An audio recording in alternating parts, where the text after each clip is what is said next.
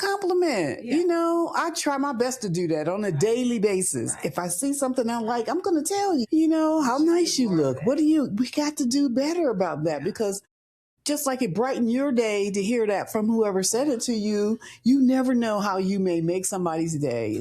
You just don't know. So we have to, as women, we have to do better. You cannot depend on men to compliment you. I mean, if you're waiting on that, you in trouble. You in trouble. It's something. Somebody said that this was pertaining to voting, but I'm going to use it here. We're waiting for the cavalry to come. The cavalry's not coming. Right. We are the cavalry. We are the cavalry. That's right. That's so right. We need to build each other up. Yeah. And it needs to be intentional.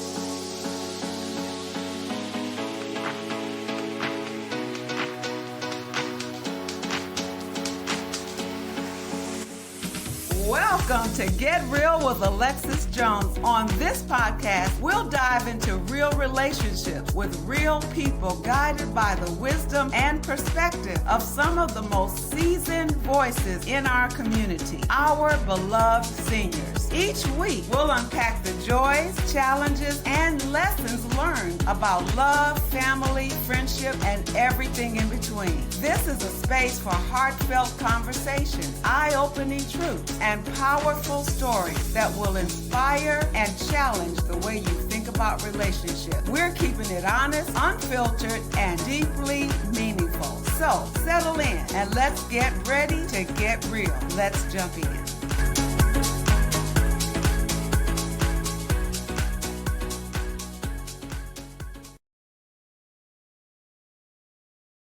Well, hello and welcome to another episode of Get Real with Alexis. I'm your host, Alexis, and I have the pleasure of being here with my good friend, Renee Purdue Rucker again. Welcome, Renee. Thank you. I'm so glad. Now, we're here to have a conversation that is really personal to us, and it's a common conversation that women have with other women in the privacy of their friend groups and all of that. We're going to talk about weight and body image and body dysmorphia and all those things that affect us. When we look in the mirror, what is it that we see? And why is it that we see what we see? So we're going to talk about all of that today. We are not experts. I want to be clear about that. But we are two women who have had these experiences that are common. Yes. So common among a lot of women that you talk to. It's not just being overweight. It could be underweight. It could be a healthy weight. But there are some things that happen that when we look into the mirror, we see something different than what other people see. And we're calling that body image. Body image. So that's going to be our conversation today. Yep. What do you think? I think you're right. Body dysmorphia. Dysmorphia. I think that's what they call it. Yeah. So let me see if I can help with, since we are not experts, I did take some notes and let me see while I'm looking for it. Body image is what you see when you look in the mirror. And what you see could be positive or negative. And what you see may not be what is, but it's what your mind is telling you that that's what it is. Yeah. That's body image. And then there's something called body dysmorphia disorder, where it's just an extreme issue with body image. Yeah. And at that point, you might need some help. You might need some help. You do. Okay. You do. So again, we're not experts, but we've had a lot of experience. Yeah. And we know other women, and we talk about this all the time. So we're going to have an honest conversation with you today. And I think you're going to gain a lot. So Renee, you brought this topic to me, and I'm so glad you did. I never would have thought about talking about it, how we see our bodies, because I've had those experiences Well, let me start by letting you explain why is it that you brought this topic and what have your experiences been? Well, I'm going to start with childhood. Okay. And the reason I'm starting with childhood is because my mother was 6 feet tall. She was a beautiful woman, and she spent a lot of time trying to figure out how to lose her weight, she would lose it and then she'd gain it back and she'd lose it. And she was always gorgeous to me, big or small. And while she was going through this, of course, at the time, I'm an athlete, so I'm not thinking that I would ever have to go through that. I literally did not think about that. And even she would say, there's going to be a time when you're not going to be able to eat all that stuff. You're going to have to start paying attention to what you're eating. And, as a kid with a kid's mind, I'm thinking, you don't know what you're talking about, but I would never say that out loud. And so, of course, time went by and I had a situation with an illness and had to take prednisone. And I went from a size 10 to a size 20 in weeks. My goodness. In weeks. And I had Crohn's disease. I was 28 years old. And the crazy thing was I was skinny up until that time. And then when I got the Crohn's, I got skinnier. And then when I got on the prednisone, and from that day till today, I've had issues with trying to lose weight. And so when I tell you I have tried everything under the sun, I am not exaggerating, nor am I lying. I have tried everything. So like my mom, I yo-yoed, went back and forth, back and forth, back and forth. The first thing I ever did was I forgot what they call these pills, but anyway, they were pills you could take and it was bad for your heart. Like Fen-Phen? Fen-Phen. Yeah. It was real popular in the late 80s. They were popular. And so not realizing that I should have never been taking them because I didn't realize I had something else going on with my heart. So I took those and of course they worked, but I was crazy. I was like, it makes you nervous. It makes you jittery, but it does work. Mm-hmm. So I did that for a little while. Just a little crazy. And I did that for a little while. And then I started catching on to these little fad diets like the cabbage diet, the watermelon diet. They had, what's the Dr. Atkins diet, which is the one, that was my mom's favorite diet and it worked for her. So what was that diet? I forgot. It was called the Dr. Atkins, but it was about protein. It was protein based. Yeah. And it worked. She did that diet very well, but it wasn't one that she could live with for the rest of her life. So, but I even tried that. Then over the years, I got really extreme and started going online, trying to find out about surgeries and all that stuff. And my insurance wouldn't cover that here. Some of it, you had to be extremely obese in order to get it. So you could go someplace else and get it. And I found out I could go to Mexico and get what they call the sleeve surgery, where they cut off a portion of your stomach. And so I went to Mexico and it was like $6,000. I invited my best friend to go with me and we get there and we pull up to this strip mall and I'm thinking we must be picking somebody else up for this surgery. So I'm just sitting there waiting and the guy says, we're getting off here. And I'm like, well, where's the hospital? Because it was like a place over here where they were fixing cars. There was like a fast food restaurant over here. It was a strip mall. That was the destination. It was the hospital. Okay. But in the advertisement, they show a building that looked like a hospital with a little cross at the top of it and everything. At that, I should have said, take me back to the airport. But I did not. Because at that point, I weighed 270. And I really wanted to get rid of this weight. So I go in and the room is about as big as the room we're in right now. And it had like 25 women just in chairs lined around and we're all registering to get this surgery because everybody was here for different things. And the doctor comes out.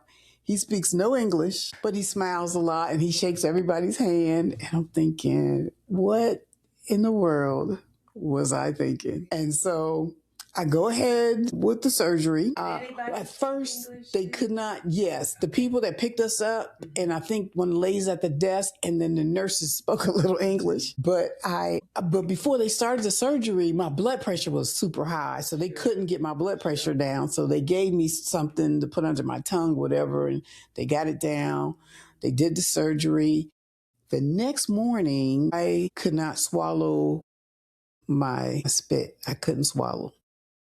So they took us to this place. They did an x-ray to check it, found out that the sutures were too tight, so nothing could go down. They was like, well, we need you to stay another day so we can fix it. I said, I'm going home. And my best friend was like, I can't stay. And I was like, I ain't staying either. So we left. As soon as I got back home, at the time I wasn't married. My husband was my boyfriend at the time. So he met us at the train. We went right to the emergency room.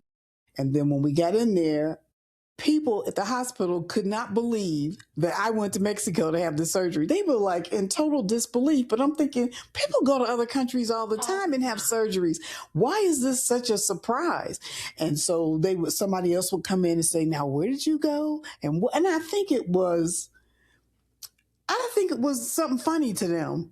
You know, they weren't laughing in my face, but why? People just kept coming in and asking me my story, and I would repeat it again. So finally, they went in, they did the surgery, they pulled out the sutures and fixed everything, and I lost 100 pounds. So I was right where I wanted to be, 170, and so I was back to my size 10 clothes, and I was fine, but I didn't, and this is my fault, because if you get that surgery here in the United States, you see a doctor that talks to you about your understanding of everything. Then they talk to you about nutrition and all that. And I didn't have any of that because, of course, I skipped over that. But I needed that, because what I did not know was, okay, I couldn't eat a lot of food, but I could eat like sugar, because sugar melts and it goes down really good. So I started eating stuff that went down good. Like, I didn't eat enough meat because meat was hard and it was hard to do. Yeah. But they do tell you to continue to eat protein or whatever. So I didn't do well, and I ended up gaining the weight back. How long did it take you to gain it back? It took me, and it was easy. It took about, so that was 2010 when I had it, or 10. And I guess about 2015 is when I started to see the weight coming back. And then I was like, okay, what am I going to do now? There are other surgeries that they can do to fix the surgery you had, which I didn't know about at the time either. But then I went on this fitness journey and lost it all and got back down to the size I wanted to be. But I just didn't stick with it, because it was like every Sunday I was making my meals and I was doing, the harder workout. I was lifting, I was doing everything. But that's a hard thing to live the rest of your life with, to keep it up going. But I had it going good. I was looking good and I looked like I, was strong and everything. But I went back and gained the weight again. And so the next thing I did was, I think that was my last, the shots, of course, now, taking Ozempic and Wegovy and all that stuff. And it works. It works, but you can't get off of it. Like, I went to see my cardiologist. He said, now, when you get off this medicine, you're going to gain all that weight back. And I said, well, I guess I'll be on it for the rest of my life, and he was like, well, that's your choice. So that part is true, because Oprah was on it and she thought, well, I'm going to stop doing this because I'm down where I want to be. And as soon as she stopped, came right back. And so now she's back on it. And I get it. And I'm so happy for this medicine because of people like me that not only try to eat right, exercise every day, try to do the right thing, and you still gain weight. I'm doing everything right. And then when you have this kind of medicine that helps you maintain your weight and keep you on your goals, and it's It's a dream come true, to be honest. So, Renee, a lot of people don't know that obesity is a disease. That part, yes. And if you don't know that, then you are filled with all this guilt and shame and this sense of extreme failure. Yes. Because I thought about that when you said yo-yo. You do this, you do this, you do this, but it's something like the meal plans which is good. Yeah. And the exercise and the weight training. Yeah. But if you've got to do it in a way that you can keep it up for a lifetime, right? Yeah. But because we're desperate, we see the problem and we're desperate to change things. So we just go all out. Yeah. And after a while, you just peter out. You do. You do. But if obesity is a disease, you approach it differently. Because what if it were cancer or some other diabetes? Mm-hmm. There are things that you have to do over the lifetime, and some people may need this kind of help. Others may need this. Mm-hmm. Somebody else may need all of it. But what I want to ask you is that in addition to the tools that you found that are helping you right now, in addition to that, what is the behavior? Did your behavior towards food or your attitude towards food have to change? And if so, how did you accomplish that? Well, some of it you have to change because you no longer eat the same way. Mm-hmm. So some of it has to happen. Like you're not like if I eat a sandwich, I'm only going to eat half the sandwich because that's how it is, right. So now I know this. So now I'm going to try to eat something that's good for me and get that into my body and then go from there. Now, I still have like little sugar cravings, but it's nothing like it used to be. It's nothing like it used to be. So now I'm at a point where I can control what I'm doing, what I'm eating. It's a lot better. I feel like I'm more in control of Renee than I was before. Before I felt out of control. It's something. Now, that's a hard thing to admit. Yeah. But it exists, and I didn't know how to reel it in. Yeah. I had good days and I had bad days. When I started taking this medicine, it just helped me with my control. It helped me with the control. You still have to make choices. I still have to make. They call that quieting the noise. Yeah, they call it the noise. Yeah. Right, because there's a lot of noise. Food noise. Food noise. Yeah. And food calls your name. Yeah. Right? Yeah. And so there is some behavioral changes that have to take place. But what I'm hearing you say is you have more control with the assistance that you've gotten through these current tools. 100%. And I wish I heard rumor that in July it'll be even more affordable for people. So my hope was that everybody that needs it can get it. And it's so sad because the people that really need it can't afford it. So in July, if the rumor is true, I hope that it'll open doors for other people, because once you get freed of this, you can, do other things. This is one thing you don't have to worry about. The sad thing about the society we live in is surrounded by food. I mean, every meeting I go to, every event I go to, everything I do has food involved in it, and, you do want to do the right thing. People watch you when you're overweight. Like when you're skinny, they don't even pay attention to you. But when you're overweight, they watch what you eat. How many times you know, and I'm not saying specifically for me, I'm saying in general, that's how people are. And I've heard people say, you see how much she eating over, so what? That's none of your business. I mean, Because people form an opinion about you. They do. And so you see somebody that's overweight or obese and you just think they're greedy. Yes. They're just greedy. And if they sit down to a meal and they have too much on their plate, or they're having a slice of cake or something, there's judgment. Yes. Because people don't understand, if obesity is a disease, and it is, there's a lot going on for you to select what you're selecting. Right. Like you were saying, there's this out of control place that you can be, and people don't know your struggle. They have no idea. So before you judge somebody or you say to them, you think you should be eating that? Right. I'm like, why would you say that to somebody? I mean, it just adds to the shame. Yes. And now you've made this person feel bad, and now they're even more concerned about, what they're eating or who they're eating around, Yeah, and sometimes it'll cause them to eat more.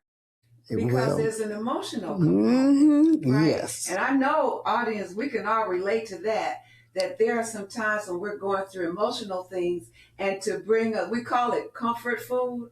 But here's the thing, we're going through something emotionally or mentally, and we want some relief. Yeah. It's like a drug addict. Yeah. He said, why would you do that to yourself? Why would you get addicted? Do this so that you're now addicted to drugs. Yeah. Because people are searching for something. They're searching for some relief. I'm not excusing any of us. Yeah. I'm just saying that's real. Well, I say that about sugar. Sugar is a drug. Yeah. I don't care what anybody says. 99% of people have this addiction. I don't care what they say. You're going to want some sugar. I rarely run into people that say, I don't eat sugar. Rarely.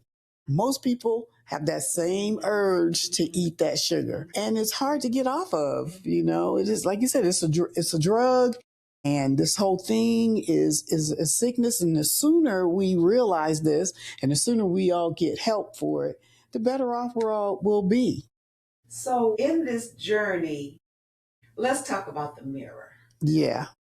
Because that's what comes up next. And That's the reason why all this is happening.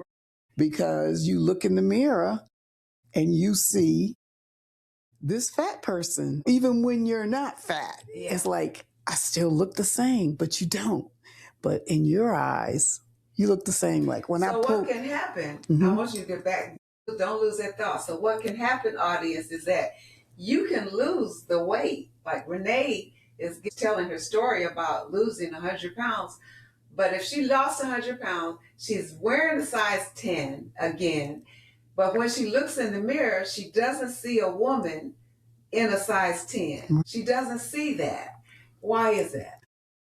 Well, I think it's because you still see your old self. That's what it is. It's more that than it is, did I actually lose 100 pounds? I mean, because you did, but it's just hard to see your body image. It's hard to see that in the mirror. And it just looks the same to me. It's weird, but it does. And the thing that's comforting about it, that brings me back to reality, is when I put my clothes on and I wear my clothes, I feel like I look better. But with my clothes off, it's like, oh my gosh, you look the same. And you really don't. But it's up here. Yeah. Everything happens first in the mind. Yeah. There's a scripture in the Bible about be transformed by the renewing of your mind. And what the Bible is saying is that everything starts here. You cannot change the behavior. Yeah. You cannot change what you see in that mirror unless you change what's up here. Right? Yeah. So the question is, and again, I'm really cautious because I'm not an expert, but I've had these experiences. Like, why is it, personally, why is it that I can fit into these clothes, but that's not the woman I see? Yeah. When I look in the mirror, I see somebody 2 or 3 sizes bigger. Yeah, that why part. Why is that? I don't know. It's so weird. It's weird. So I know for me, okay, let me just ask you before I tell you what I've had to do. So have you gotten to a place where you can look at yourself and see a more positive image yet? Have you reached that part yet? Or are you still struggling with it? No, I can see a more positive image. I want you to remember that thought. Lord, give her that thought back. Through therapy. And I believe in getting the help that I need when I need it, in whatever area I need it. I believe that I'm going to do a podcast about mental health, the stigma, and especially in the Black community and all of that.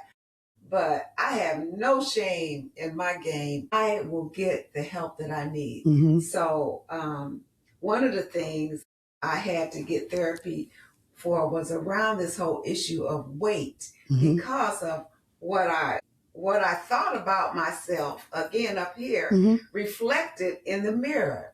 In other words, if I think of myself in a negative way, for whatever reason, a lot of stuff has come from my childhood. Oh, wow. You know, if somebody you trust, and somebody, because there's only a handful of people that you fully trust, right? Yeah. If one of those persons says to you, calls you this name, fat slob. Yeah.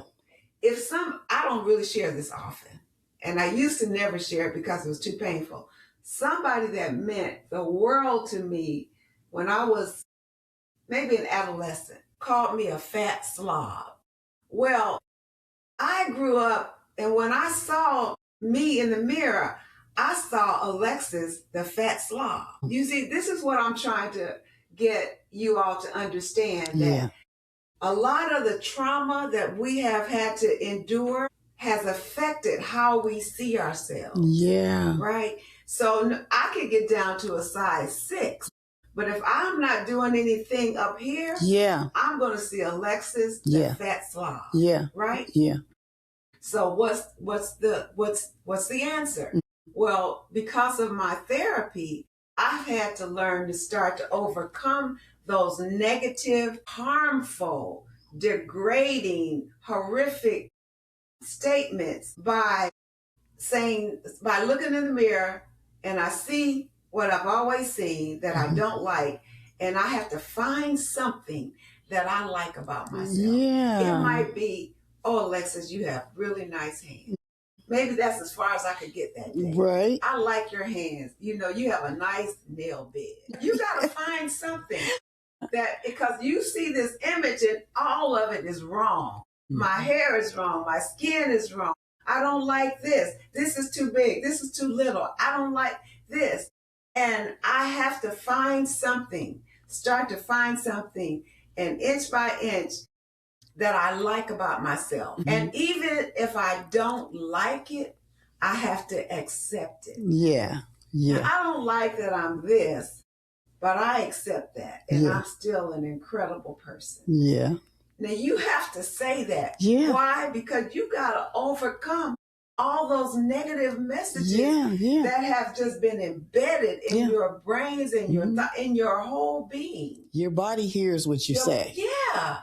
It does. It does. It shapes. And so the work starts here.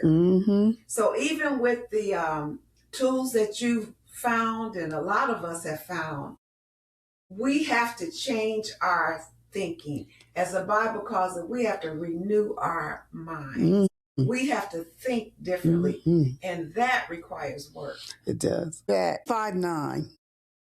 And 5'9" is tall, but I'm the shortest person in my family. Everybody's over 6 feet tall, including my mom, my sister's 6'1". Everybody's tall. I'm short. I'm the mailman's baby. So, but the reason I'm saying this is that I knew that I was taller than everybody from the beginning. Like in 3rd grade, I was as tall as my teacher. So I realized that, I'm taller than everybody, and I'm bigger than everybody. And when I started to notice it was probably in my maybe 40s, when I would take pictures with people and I would be the tallest person in the picture. Everybody else is down here. Really? It is the weirdest thing. But you didn't notice that till your 50s? I did not even notice it until my 50s. Like I knew I was taller than everybody. Just in my 50s, I started to realize everybody is here, and I'm only 5'9". So people are small. Yeah, I'm just big, and so that is a body image thing that I never even thought. Like I took a picture with my best friend. I have 2 best friends, but this particular one lives here, and she's a little tiny thing. She like comes right here, and she real. And we look like the number 10 when we take a picture because I look round and big and she's just a little tiny thing. And I didn't even notice that I was that much bigger than her growing up. Like, I didn't even notice it.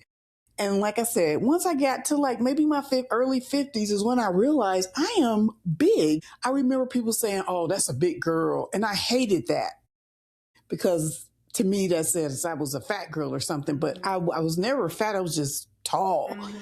And like I said, I never realized how tall I was. And I'm glad I didn't turn out to be 6 feet because I really would have been. Well, that brings me to this issue. Why is it that 5'4" is good, but 5'9" is bad? Yeah, well, I don't think it's bad. I'm glad I'm 5'9" because had I not been, then when I got up to 270, I would have looked like I was 500 pounds, and so I can carry my weight better because I'm taller.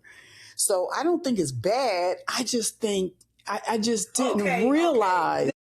Is that a fair statement? No, I don't think it's negative either. Did you ever think it? Because according to this story, you said you were standing next to your friend. Yeah. We were like, yeah. Like you described it like she was okay, but I'm not okay. No. I get what you're saying, but that's not what I meant. Okay. I meant it like how it looked, but I didn't realize that I was towering over people. I just didn't see it like that. Like I felt like I was blending in with folks when I really was like the tall tree in the room. I just never, and it was never a negative thing for me. Even that though I was the same height as my teacher in 3rd grade, it still didn't dawn on me that this is something different. It just didn't. And so it's never been a bad thing. And I think I took it and made it a positive thing because, like I said, I'm able to carry my weight better than somebody shorter than me. But like I said, I did not know that I was sticking up like this and everybody else was, I just didn't even pay attention to it. And I started looking at pictures and I'm like, golly, people are small and I am just tall. Like, and when I was in 5th grade, because I'm like you, I was always tall. I think I was born this height. Right? So how tall are you? 5'8". You 5'8", okay. Yeah, sometimes it's like 5'7" and a half, 5'8", so 5'8". Anyway, when I was in 5th grade, the boys would call me Amazon woman. So you didn't notice your height till your 50s. I noticed in elementary school because the kids made me notice. Yeah. And they said it in a way that it was bad. It was good being here. It was bad being here. That's yeah. Oh, yeah. So for me, my experience was, and so I used to walk around, again, we're talking about body image because it's all up here. Somebody starts calling me Amazon woman. So I'm saying in my mind says, oh, that's bad. Being tall is bad. Yeah. Being tall is ugly. Yeah. So then I remember a period of time in my life where I would kind of shrink down. Yeah. I would just kind of try to shrink down and not stand up straight. Yeah. Because if I could just carve off a couple of inches. Yeah. And so that's what this does. Yeah. To accept that. Yeah. It's funny you say that because like I said, my mom was 6 feet tall. She ingrained in me and my sister that being tall is a good thing.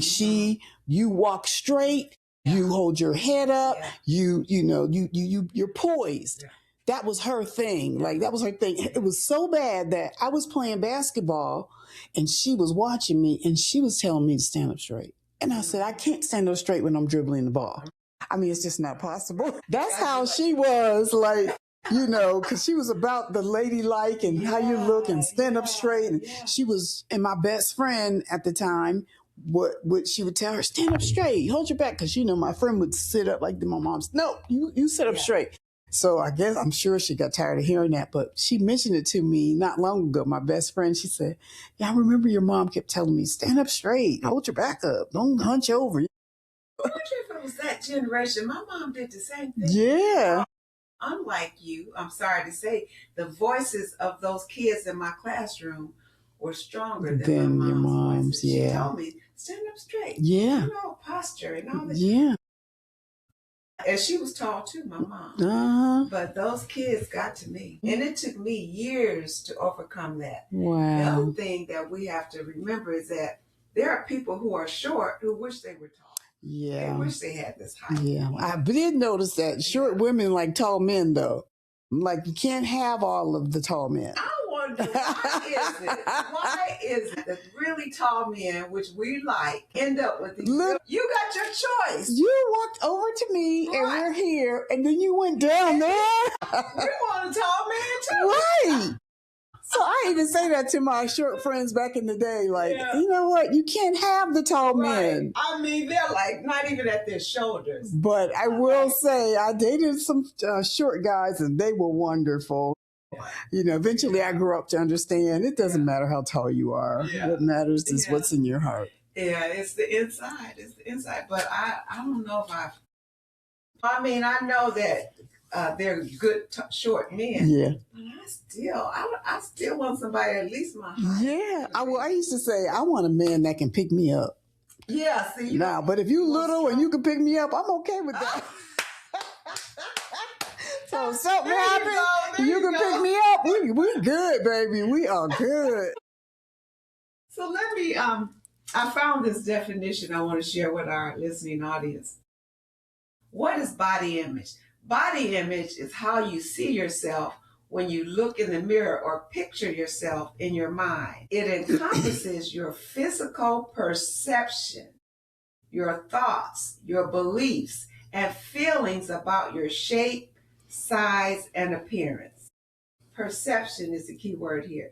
Body image is highly subjective and heavily influenced by psychological, cultural, and social factors. And so, before I get into the definition for body dysmorphic disorder, going back to body image, if it's affected by cultural and social factors, it's what does the culture say is attractive. We're talking about women. Well, no men, you have issues, but I don't think the issues are as alarming as they are for women. What does the culture describe as beautiful for a woman, and how does that affect us? I'm glad you said that, because I was thinking about that on my way over here, how the culture now is so receptive to be who you are. And I love that.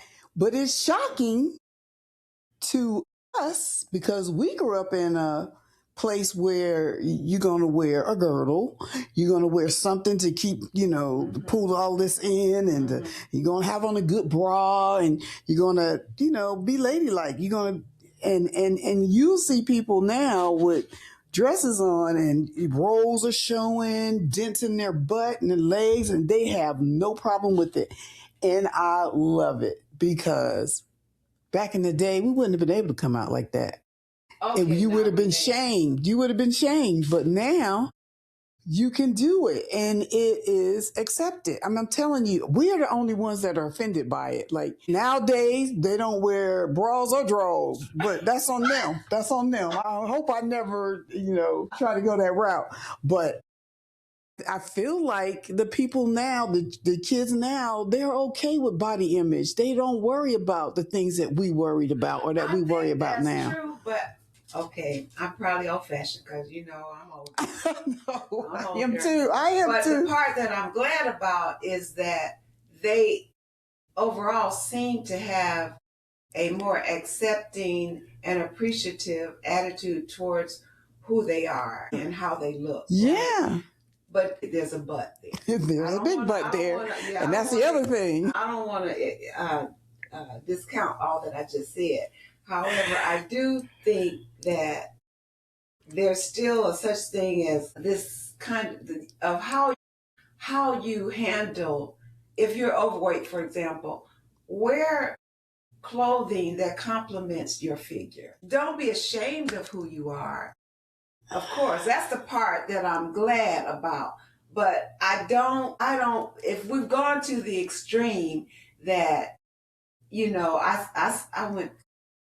I've seen women come out, especially young girls, everything showing. I mean, and it's past the Daisy Duke stage. I mean, you see the crease in the behind. Yeah, right? yeah. And it's just not attractive.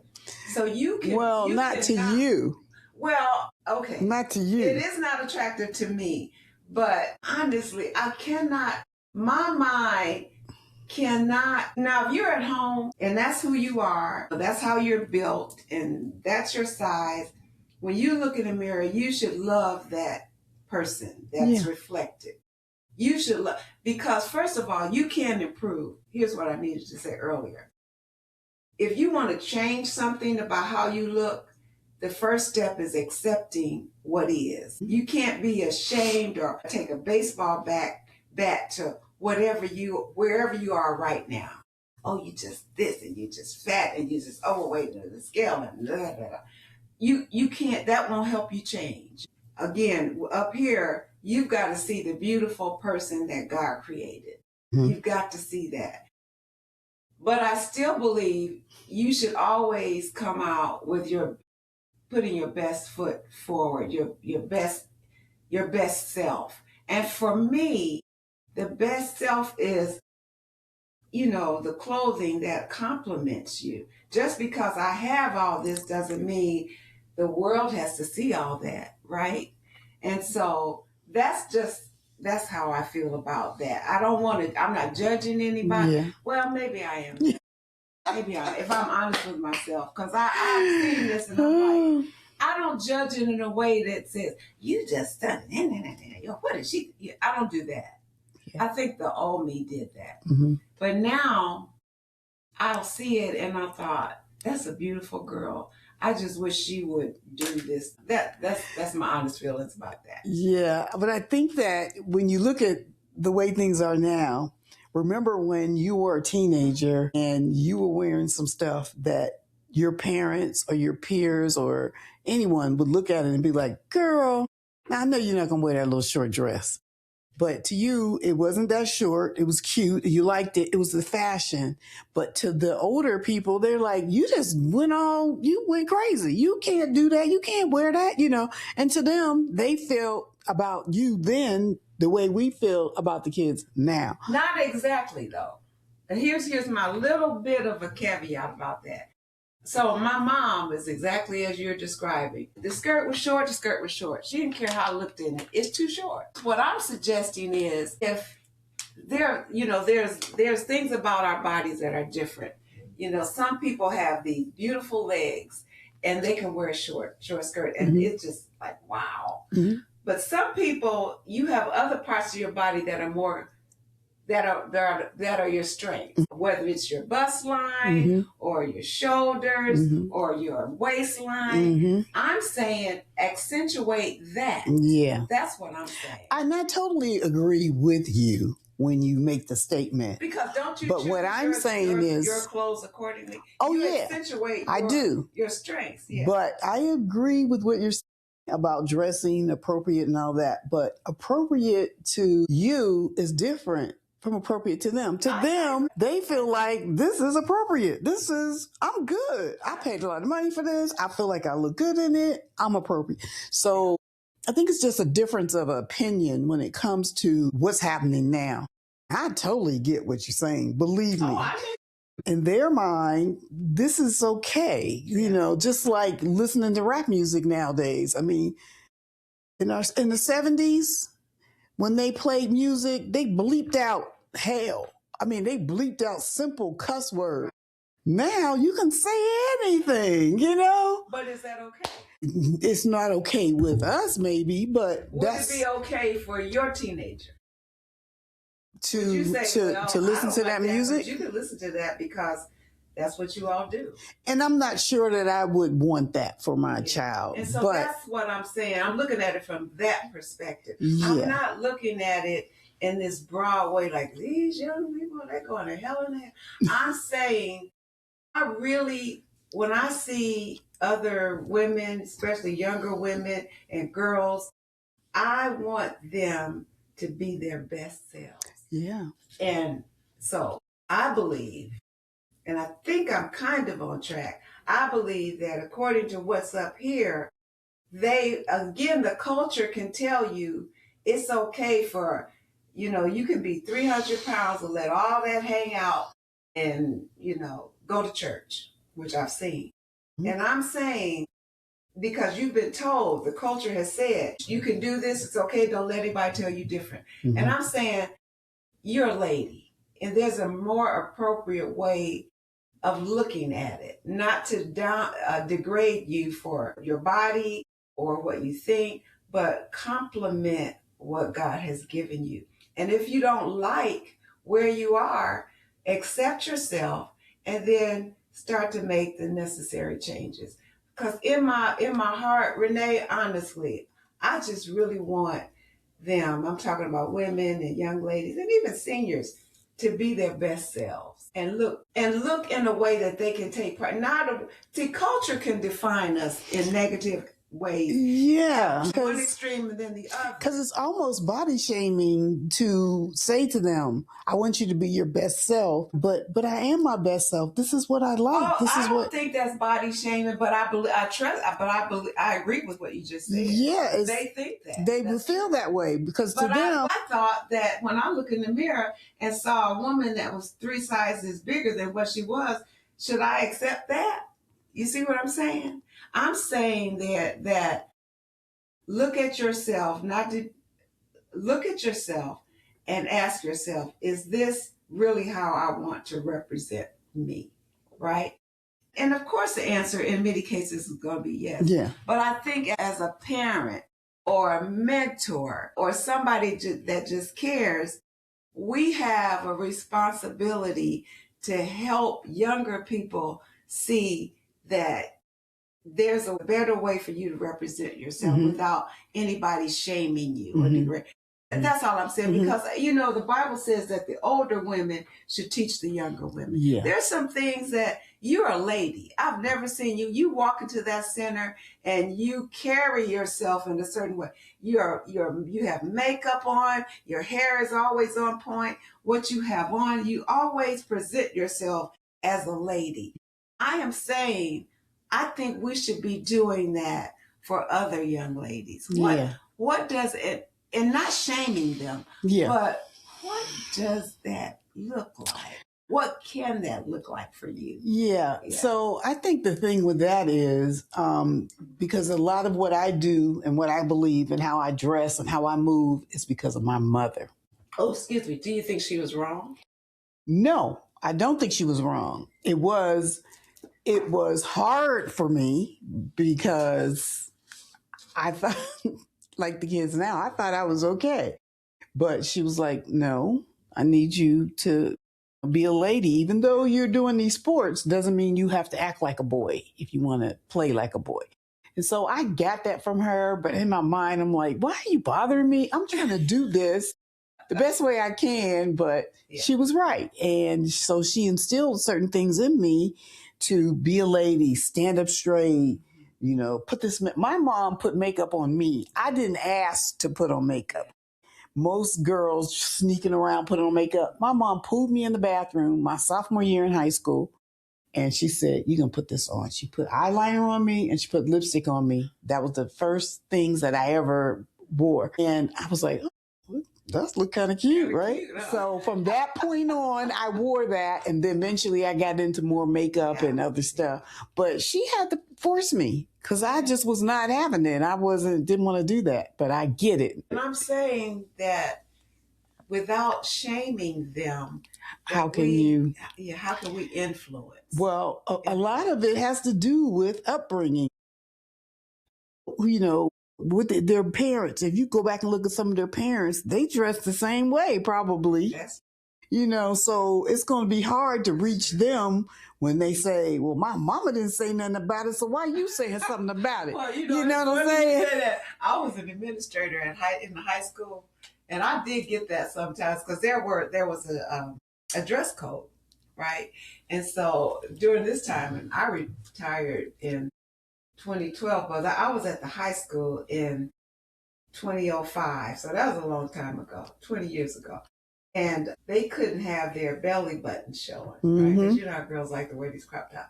So they like to wear the jeans low, really, really low, and the crop tops. And I had a responsibility as the administrator to bring them in. I never shame them. I just say, Brenda, you've got your top's inappropriate. What's wrong with it? What's wrong with it? I said, well, you know, you're not supposed to expose your belly button. And I could even see your pubic hair. That's bad. Well, my mama said it was okay. You know, so and one little girl, her dad just did tell me off. You all got better things to do up there. Anyway, my point is, I don't know what my point was. I'm just saying without shaming her, I had to talk to her about what was more appropriate for school. I didn't tell her what was more appropriate, but what was more appropriate for school. So the image, culture told her that exposing her belly button and parts of her private was attractive. Mm-hmm. Now, those of us that know better or want better for her, should we lower our standards and say, well, you know, that's what they want to do. Let them do it. I think we have, I'm not saying we go up to everybody and do this. I'm just saying, in theory, if I have an opportunity to address young people and it's the right forum, I'm gonna talk about it. Yeah, and I totally get what you're saying. My only issue with it is not very many people are going to be receptive to what you're saying. What you're saying is right. But you weren't receptive to your mom. My mom. Well, it was like, just let me play. And I'm saying that's in my head, but I never said it out loud. Like I did whatever it was she told me. Yeah. But I get it. But that's part of parenting. Or mentoring. Yeah. They can't, it's impossible for them to like and accept what we say, all that we say. Yeah. It's impossible because that's part of growing up. Yeah. When my mother, you know, we would put clothes in our book bag so when we got to school, we could change, right? Ooh. Into what we thought was cool. Oh, right? Wow. And it wasn't nearly what you see today. Right. I could not imagine that because my mom was one of those moms that she'd show up. I would be in class and I would look up and my mom would be looking at me.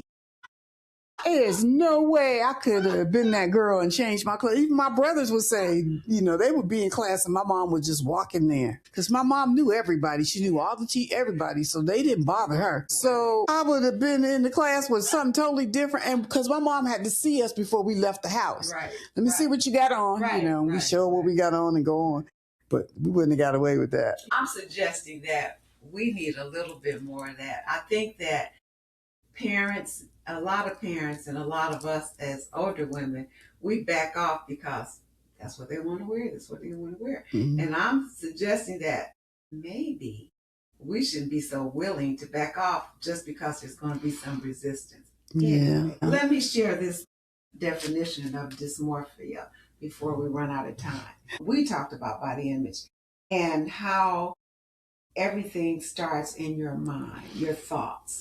So as a man thinks, this is in the Bible.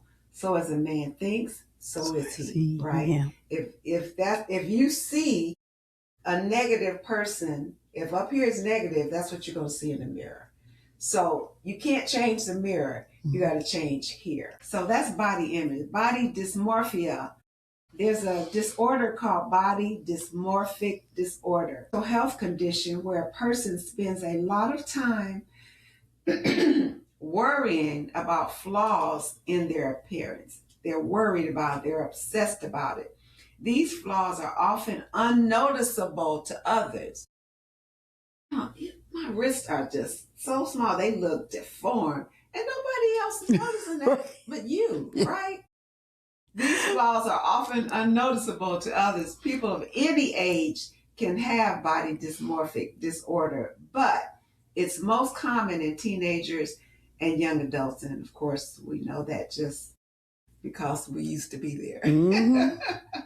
So we wanted to really wanted you to understand what that was, since our topic today is body image. What else do you want to add before we get anything else? Well, probably just that body image is something we deal with on a daily basis. I mean, not necessarily an illness for you or mental illness for you, but it's something we all deal with every day. Every day you look in the mirror, you put your clothes on and you're, how do I feel? How do I look? Is this okay? Put this on, take this off, or whatever. So it's a daily occurrence, and so something we deal with every day. It doesn't have to be a mental health disorder. Yeah. Because on Monday, I could feel good about myself, and I put on this, and I said, oh, yeah, this is working for you, girls. On Tuesday, I could put on the same thing and say, you look awful. What happened? Oh, yeah. So, and when you're at that age where you're still having your menstrual cycle, and you're bloated, and I remember those days where you just feel like nothing works. Your tummy's all bloated and nothing works. And so, yeah, it could vary from day to day, actually. Yeah. But when it does, the world is going to be faithful in speaking something negative to us. Right? Yeah. That part. Yeah. So we need to know who we are. We need to know whose we are. Yeah. We need to know that when God created us, He did not make a mistake. That we are fearfully and wonderfully made in His image.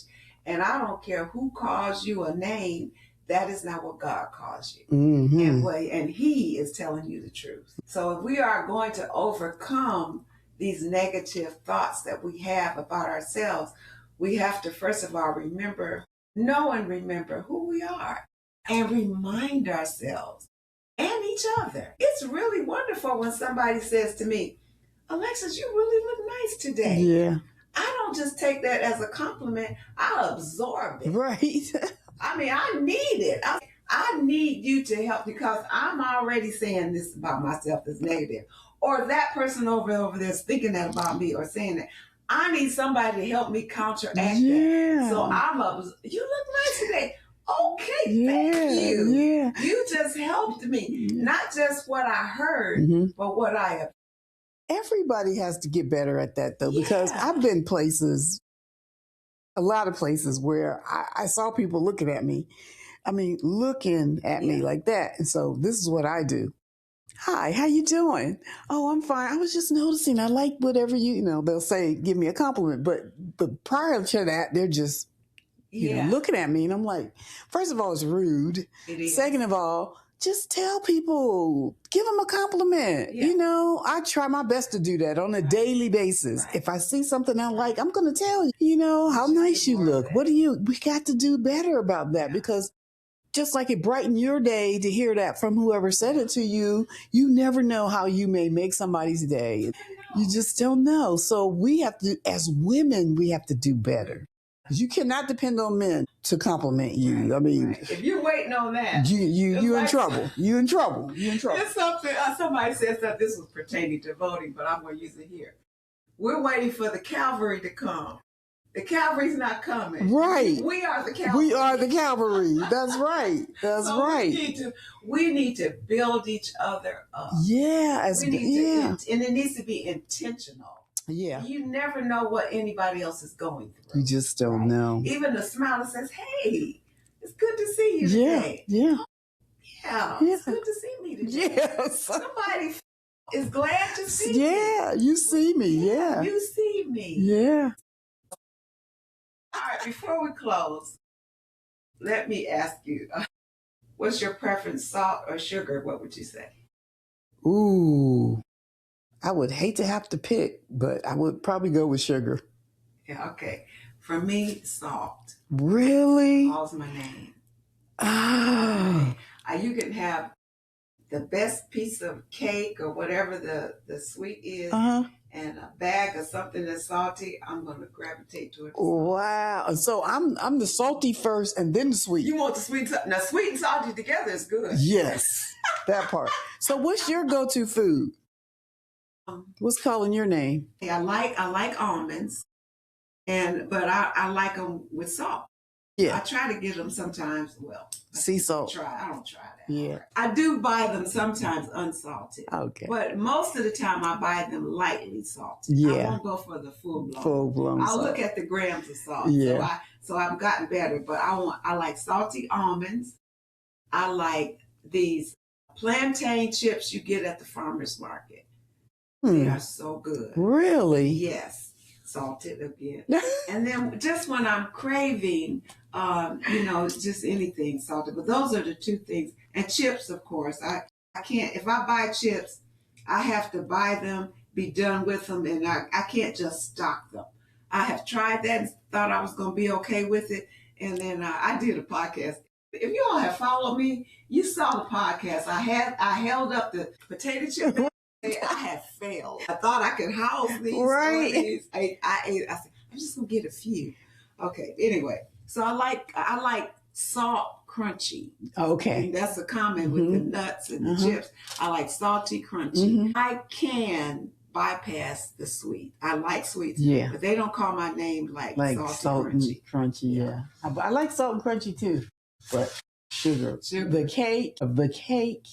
Well, we got to fight ahead. I know. Fight because we want to be our best selves. We want to be healthy. Yes. We want to be strong. Yes. We want to have quality of life. We do. So that's why we fight this battle. Yeah, and it's a battle. That's why we are tackling this topic today. Because that's what we want for you, quality of life. And know that you're not alone in this fight. Alone. You're not alone. We are right here with you. We're the cavalry. Yeah.